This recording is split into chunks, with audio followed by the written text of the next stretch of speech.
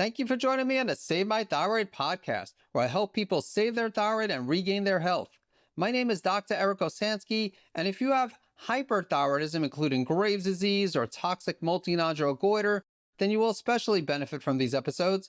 If you have Hashimoto's thyroiditis, you also need to save your thyroid, and therefore you will also find many of the episodes to be valuable. You're about to listen to another Save My Thyroid Health Audit, as I will spend approximately 25 minutes chatting with someone who has a thyroid or autoimmune thyroid condition and give them actual advice to help them improve their health. In this Save My Thyroid Audit, I will speak with someone with Graves' disease who has been dealing with digestive issues her entire life. Her name is Jordan, and at the time of this recording, she was following an AIP diet and working with a naturopath who recommended a SIBO protocol.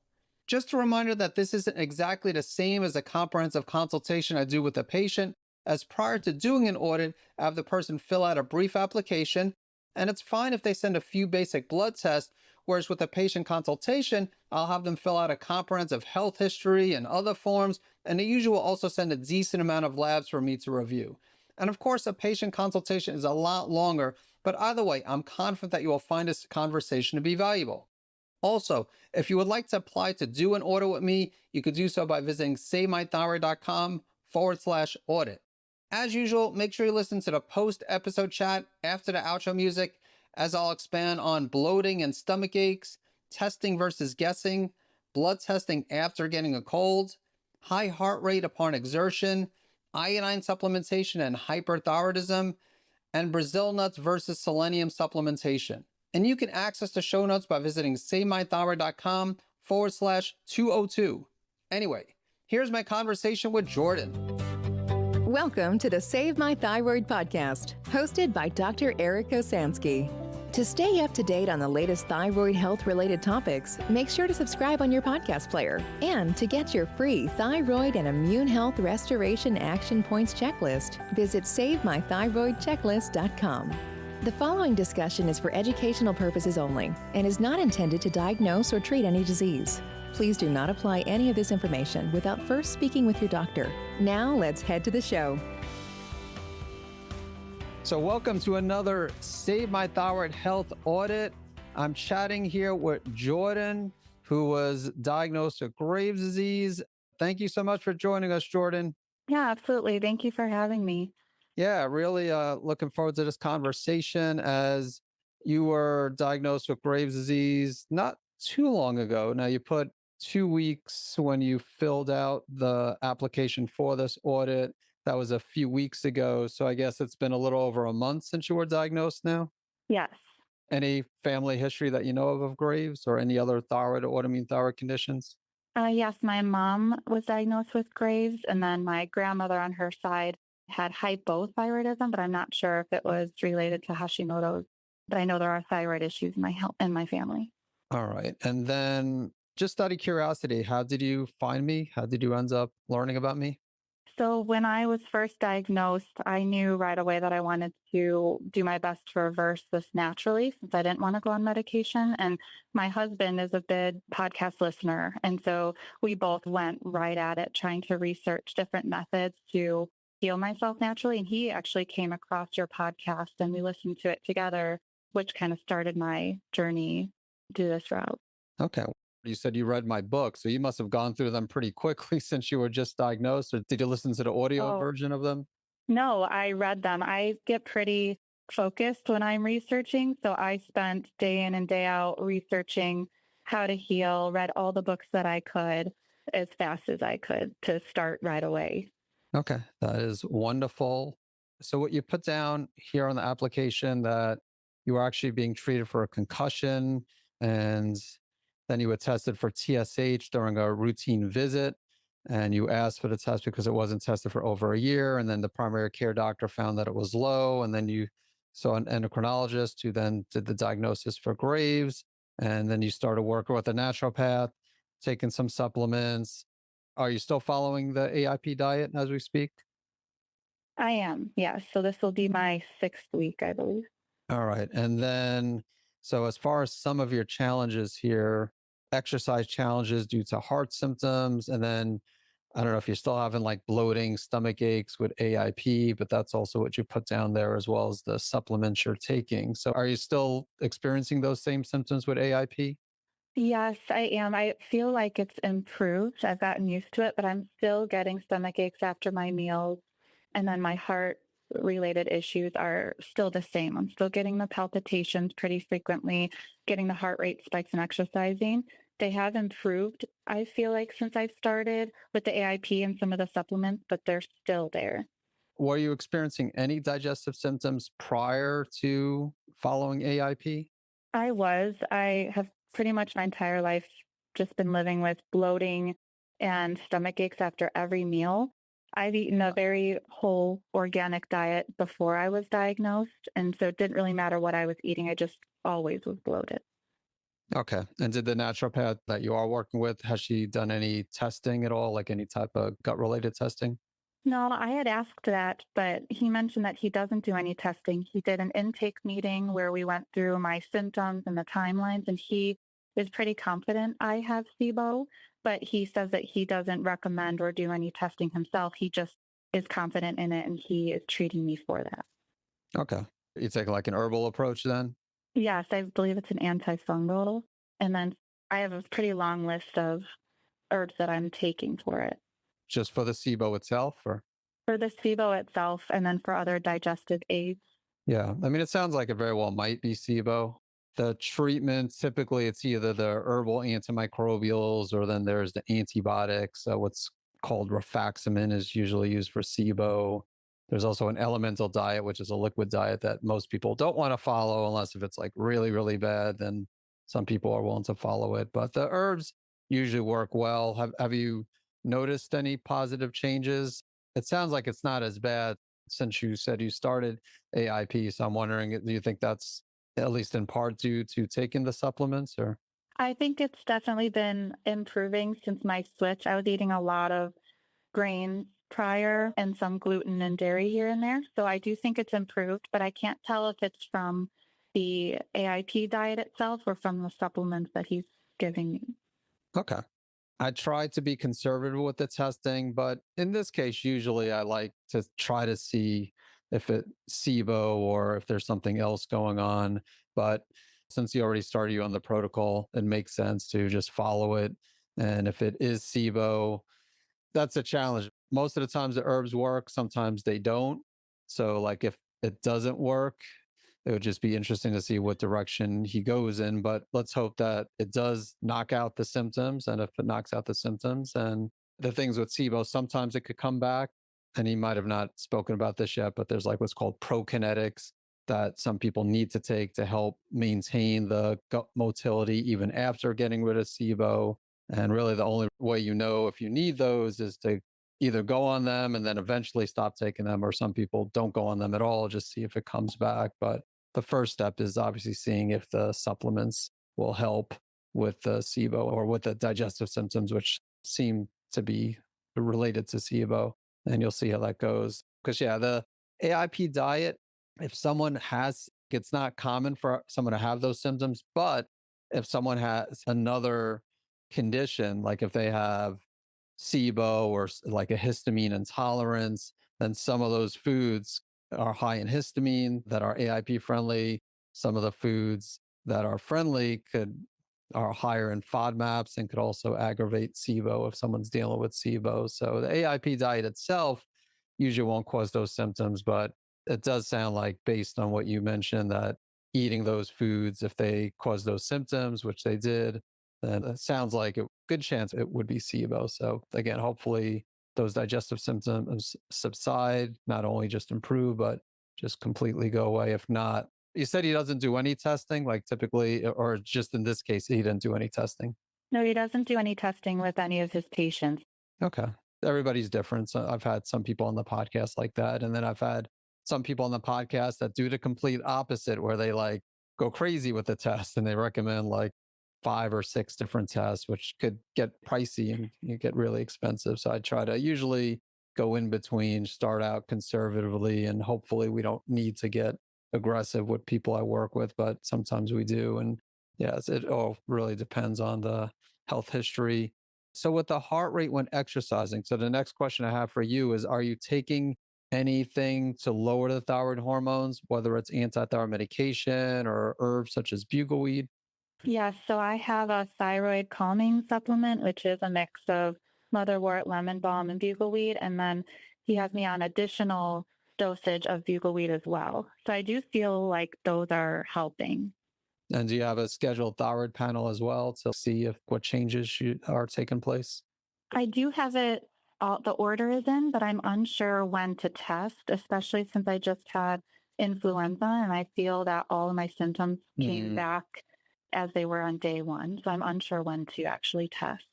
Yeah. I mean, if someone's sick, usually I recommend waiting after they're better, at least like a week after you're feeling better to do the testing. So in the case, if it was really bad case of influenza, you might even want to wait a little bit longer because, yeah, that could throw off the numbers. Sorry that you dealt with that. Eventually, I mean, when I dealt with Graves, I took the bugleweed like you did, and you're also taking a thyroid calming formula. Is that by Herb Farm or It's a tincture. it's a tincture? Is the company Herb Farm though? Do you know the company name of? I Because they have can one called actually get thyroid it. calming formula. It's called Thyrocalm. Okay, maybe it's something different Like, then. yeah, this is called David Winston's Thyroid Compound. Yeah, that I haven't heard of, and that's the one that has all three: the bugleweed, lemon balm, and motherwort. And then you're taking bugleweed Yeah. separately. Yes. Okay. I mean, it sounds like it's working. When I dealt with Graves, I took bugleweed just by itself, and I felt my symptoms, my heart rate was lowering, palpitations were improved. I still experienced some palpitations, and so I added motherwort, and so I took those two. So it sounds like you're also noticing a difference when it comes to the symptoms. And the only way to know for sure if it's working is to do a blood test eventually. But again, if you're feeling the symptoms like I did and many other people I worked with, and it sounds like it's helping, which is good. Some people need to take the anti-thyroid medication, but when you can avoid it, that's a good thing. So yeah, hopefully you could continue to avoid it and have your symptoms managed by the herbs. Yeah, as far as exercise with my patients, I usually recommend to take it easy, at least on the cardiovascular exercise, to like limit it to light walking. I do like to see them do some weight bearing exercise just because it's common to lose muscle mass as well as bone density. So I usually recommend some type of resistance exercise, weight bearing exercise. But you also want to listen to your body. And if you're resting, do you know what on average what your resting heart rate is? My resting is about 83, so it's not too high resting. It's just the spikes. If I start stretching, it can go up to 170, or Oh, even wow. just doing yoga, it could go to 190. But I've gotten the full cardiology sign off that everything looked fine in terms of my heart health and structure, but it gets very high very fast with little exertion. Yeah, and that is a pretty high spike. Yeah, you're right. The resting heart rate's not too bad. I mean, obviously it's still a little bit high, but yeah, I'd be more nervous about it going up to like 170, 190. And you said that's not just exercise, like if you're walking or cleaning the house, does it get up that high? It does. It depends on the day. Some days I feel great and it's more managed. And then the next day, I might just be going up the stairs and it goes up to, 170, 180. And I'm pretty active and I was prior. So it's just a huge change for me. It's hard to limit those activities. Was that the case even before you dealt with influenza? Yes. So I had 3 days before I had influenza where I had no palpitations, no spikes. I felt great. And then I had influenza and then they all came back. So about every 2 minutes, I'm having a palpitation. And then just getting up from the chair, I could feel my heart rate raise pretty quickly. And that was similar to when I first was diagnosed. Okay, so it sounded like things were heading in the right direction. So you got the influenza and then it went back to where it was. Hmm. Would you say you're like 80%, 90% feeling better from the influenza or not even that much better? Or... Hey, this is Dr. Eric. And if you're looking to do everything you can to save your thyroid, in addition to listening to this podcast, there are a few different ways we can help you. First of all, I've written 3 books on thyroid health. 2 related to hyperthyroidism and 1 related to Hashimoto's. And you can get all of them on Amazon, or to learn more about them, visit savemythyroid.com/thyroid books. Second, you can also join my Graves' disease and Hashimoto's healing community by visiting savemythyroid.com/thyroid group. And finally, if you want to get personal help from me, you can visit the website workwithdreric.com. Just to let you know, I only see a limited number of new patients each month, and I do require anyone interested to complete a brief online application before working with me. And now back to the show. I would say I'm about 70%. The fatigue is still there, and I still have a cough, but I haven't had fever or body aches in a while, so I can tell I'm on the up and up. Okay, that's good. Yeah. It sounds like that definitely sets you back. And yeah, just as much as you might want to exercise, and I've been there too, I would say, I'm not going to say not to exercise, but just listen to your body. Maybe for now, limit it to light exercise, light walking, light resistance exercise.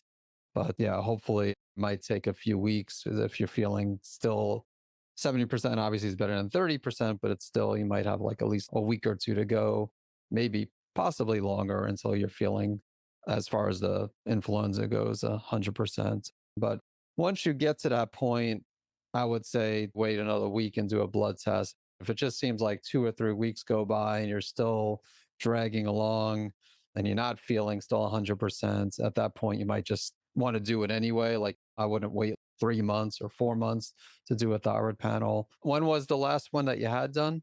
That was in December. In December. Okay. So it's been about 2 months or so, depending on when in December you had it. Yes. Okay. Yeah. So I would say give it another maybe few weeks, couple of weeks, 2, 3 weeks. And if you're feeling at that point where you're like 100% or just about 100%, then maybe like wait an extra week. If you're still not where you feel you need to be, you might still want to do it anyway and just see what the numbers are. Sometimes with these viruses and other things, it takes a while. Yeah, I don't know if I would wait 4 months like to get a test, but again, hopefully you don't have to worry about it. Hopefully a week or two, you'll make huge strides and feel significantly better with that. So the supplements, you said, as far as taking the right supplements, because that was another thing you put down, I base the supplements on, well, I give some general recommendations. So I'll give like a probiotic, an omega-3 fatty acid, usually like in the form of a fish oil. What you're taking, like the bugleweed or motherwort, lemon balm, things like that, based on the symptoms and the thyroid panel. As far as other supplements, a lot of it does depend on the testing. And I mean, for SIBO, it sounds like you recommend a lot of things. Usually for SIBO itself, I might recommend like 3 or 4 things to help with getting rid of it. Maybe he's recommended other things to help with supporting the gut, to repair the gut, things like digestive enzymes, which I would understand if he recommended those. But are you taking any other supplements that's not related to the SIBO? Yeah, so I'm taking, it's called Fast C, so C absorbing vitamins, acetyl carnitine. He has me taking those 2 a day, and activated B. My vitamin D was very low on the last test, so he has me taking a 10,000 IU vitamin D supplement each day. I have a K probiotics, a glucose balance, and then he actually is having me do pulsed iodine 1 time a week. I know it's opposite of what I would expect just in researching and reading, but he has me taking 2 drops of iodine once a week to help with my thyroid to be able to regulate the iodine function. Okay. Do you know how much iodine 2 drops is in what you're taking? Yes, I will actually check. I have it right here. It is the J. Crow's Lugal solution 2%. Okay. You said it's Lugol solution? Yes, J. Crow's Lugal solution 2%. And it Okay. says 4% potassium iodide and 2% iodine. And that's Okay. 2 drops. Okay. As far as making the conversion, I know like tablet wise, Lugol's like a tablet's like 12.5 milligrams. And I forget how many drops they give that's equivalent to that. Yeah, you're probably still taking like in the milligrams. And I mean, there's definitely controversy when it comes to iodine. So you're right. Like some will recommend to completely avoid the iodine with hyperthyroidism and Graves. Others will recommend to take iodine, just iodine. And in some cases could actually lower thyroid hormone levels. And when I dealt with Graves, and again, this was over 15 years ago now, I was taught that you want to test for iodine and supplement for iodine if you're deficient in iodine. So I was definitely more on the iodine bandwagon. Now I'm not anti-iodine. I do recommend getting iodine from food. If someone has a multivitamin iodine, I'm not really concerned about that. I am a little bit more cautious about people supplementing separately with iodine. Depends on the situation. I mean, are you taking any selenium along with that or? He has me taking 3 Brazil nuts a day and it goes against AIP. So I'm cheating a bit with that. But he would rather have me take Brazil nuts than supplement with selenium when I asked. Okay. Yeah. And I have a podcast episode that I chat about that. I mean, I like Brazil nuts. I eat Brazil nuts. I think on a wellness base, it's a good idea to try to rely as much as you can on food. The only downside is you have no idea how much selenium is in each Brazil nut. So you could be getting a good amount or you might be getting a lower amount depending on how much selenium's in each Brazil nut. So I usually recommend selenium supplementation while someone's healing, just so we know how much is in there. Again, I'm not saying you should do that, but what you're taking sounds good. I mean, B complex.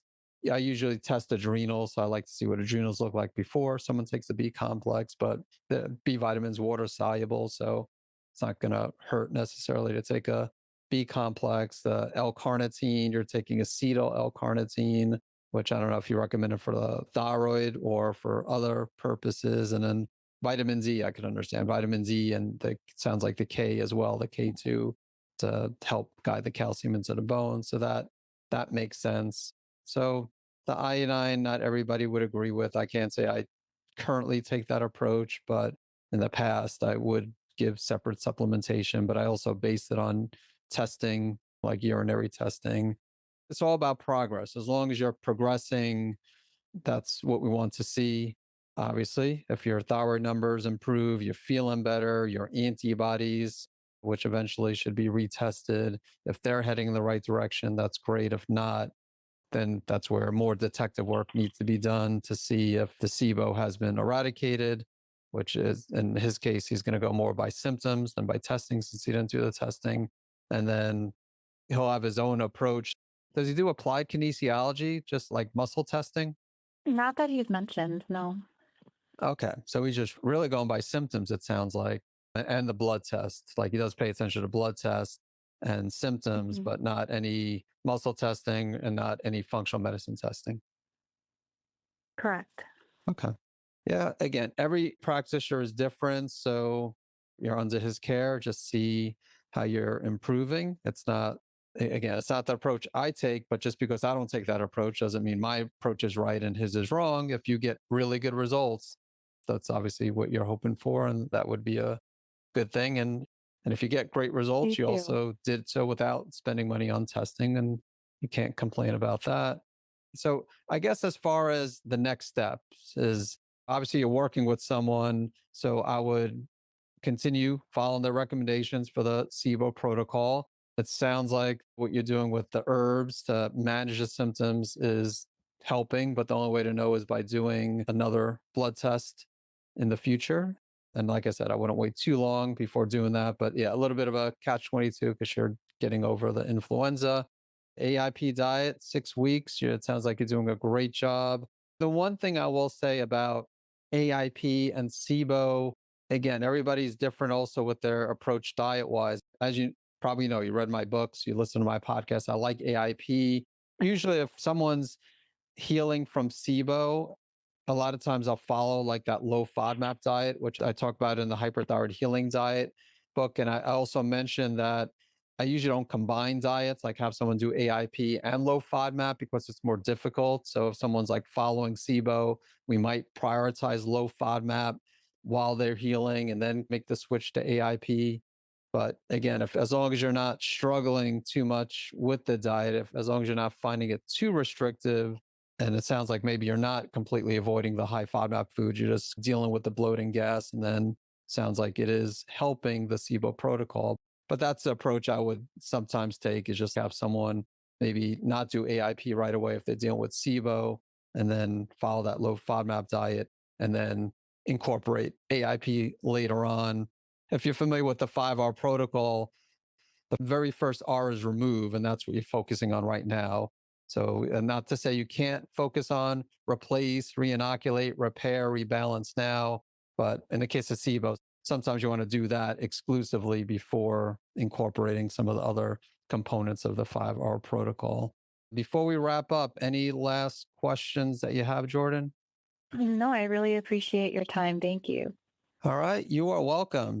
Overall, sounds like you're doing a good job. Keep up the good work. Again, hope you continue to get some good results. And again, thank you so much for listening to my podcast and for reading my books. And thank you for agreeing to do this audit. Yeah, absolutely. Thank you. All right, thank you. You take care. Thank you for listening to the Save My Thyroid podcast. If you haven't done so already, make sure you hit subscribe to stay up to date on the latest thyroid health-related topics. And to get your free thyroid and immune health restoration action points checklist, visit SaveMyThyroidChecklist.com. Thanks so much for tuning in. So that was an amazing conversation with Jordan. So Jordan experienced bloating and stomach aches pretty much her entire life. After every meal, AIP diet has helped, but not completely. That leads us to SIBO, to the naturopath assuming that she has SIBO. Testing versus guessing. That's what I want to talk about next, that her naturopath does not do testing for SIBO. So just assuming that she has SIBO and recommending an herbal approach for SIBO. And I mean, every practitioner is different. I've had Dr. Evan Hirsch on the podcast. Dr. Evan Hirsch, he focuses on long COVID and he doesn't do testing. He just puts pretty much everybody on the same protocol. That's his approach. I don't overdo it. I don't feel like I overdo it with testing. I feel like I'll do comprehensive blood testing, at least recommend it for just about everybody. And even that, then I'll give options. And then the functional medicine testing, it really depends on the person. But for SIBO, I can't say I never randomly treat for SIBO, but I do prefer testing. And the reason for that is if someone, let's say someone, you do the test and it comes back positive for SIBO, and then they follow it for 2 months, and the person's still experiencing symptoms. Now, we could assume the SIBO is still there, and that might be the case. But if we were to do a retest and the SIBO was gone, then we could assume there's something else. So that's just the justification for doing testing, not just for SIBO, but for other things too. So same things with adrenals. A lot of practitioners will just recommend adrenal support. I like to look at adrenals and then just get them back to her digestive symptoms not improving. AIP can help a great deal. Even for some people, just gluten-free can help a great deal. But many times we have to go beyond diet and lifestyle. And then blood testing after getting a cold, or in her case, she had a bad case of influenza, so the flu, and asked about doing thyroid blood testing after being sick. So when someone's sick, it can affect the numbers. It can, of course, affect like something like a CBC, complete blood count with differential, affect the white blood cell count. And then if you're doing the differential and you're looking at the lymphocytes and neutrophils, it'll affect those numbers, but can potentially affect thyroid as well. So if someone is sick, if they have even a mild cold, I would say wait until the person feels better. And then even once they feel 100%, I would say wait at least a few days. If it's mild, if it's more moderate to severe, maybe wait a week until after you're feeling better before doing blood testing. That's just my approach. Also, Jordan has a very high heart rate upon exertion. So her resting heart rate isn't too bad. It's 83 beats per minute, a little bit higher than we want to see, but not extreme. But then when she is stretching or doing yoga, or really just upon exertion, it gets anywhere, she said, between 170 to 190 beats per minute, which is really high. So everybody's different. That's why it's important to balance the thyroid, even if the resting heart rate's not too bad. This isn't the first time where I've had someone, or I was going to say work with someone, but I'm out working with Jordan. So this isn't, maybe it's the first time on the Save My Thyroid Health Audit that I had someone with the heart rate going that high with exertion, but not lower end, but mildly elevated resting. But either way, definitely want to do things. She should continue doing things to balance the thyroid. And then iodine supplementation. So her naturopath recommended iodine supplementation, Lugo solution 2%. I'm not against iodine. I've had a great experience with iodine in the past, personally. So it's not like I have a bias against iodine. It's just that over the years, I've seen people not do well with iodine. I've had people work with me, join my program. And prior to joining, and this isn't just like one or two people, this is a decent amount of people over the years. Now, granted, it's 15 plus years, but still, where people have said that they developed Graves, they were diagnosed with Graves not too long after introducing iodine supplementation, for example. So yeah, I think it is potentially a concern in some people. And then Brazil nuts versus selenium supplementation. So I've spoken about this on the podcast, even a past audit, I probably brought it up. So the naturopath is recommending for her to eat 3 Brazil nuts instead of selenium supplementation. Then she mentioned how she would be straying from the AIP diet. And I'm not too concerned about that. The thing that I mentioned to her is that you just don't know how much selenium you're getting when eating 3 Brazil nuts. It depends on the size of the Brazil nut. It depends if it's organic or non-organic, but you can get anywhere between 10 and 20 micrograms of selenium per Brazil nut, up to 70 to 80 micrograms. So if you're getting 70, 80 micrograms, then 3 Brazil nuts is great because that's over 200 micrograms. If you're only getting, let's say, 20 micrograms per Brazil nuts, that's only 60 for 3 Brazil nuts. So that's why, while healing, I typically recommend selenium supplementation over the Brazil nuts. But on a wellness basis, I eat my organic Brazil nuts from Costco. So I'm definitely not against Brazil nuts. And I think that's all I wanted to chat about here. Again, hopefully you found this Save My Thyroid Health Audit to be valuable. And of course, I look forward to catching you in the next episode.